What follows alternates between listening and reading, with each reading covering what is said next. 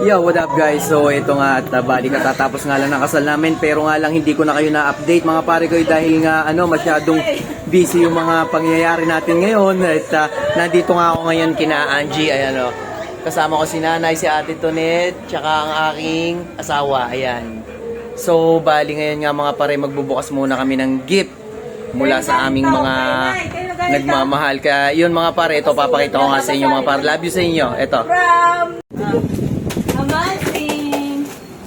Yo, what up guys? So ito nga ay nanggaling kay kay Nanay Tessie. Ayan. Ito ang gift niya sa amin, sa aming kasal. So ito nga, i-open na namin mga par. Paano kasama siya bumili? Kaya pinabubuksan ng dalawa. Hindi ko nga araw ko kaya. Tay, dapat may pera to. Tay, dapat tinanag yun yun. Ay, araw ko nga.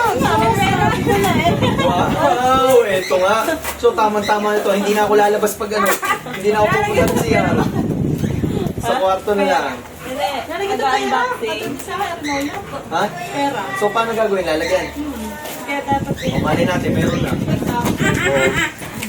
Huwag kang epal. Huwag mo na epal. At nag-unboxing pa. Okay. Isa lang. So ito po ang regalo sa amin ni nanay. Buksan mo. Buksan mo pa daw. Arilo. Ha? 2,000 ba? Alright! Nay, thank you. Ito po, may kasama ko pong bigas. So, Nay, thank you sa regalo. Isang karinola at isang kilong bigas po pa. So, thank you, Nay. Salamat po.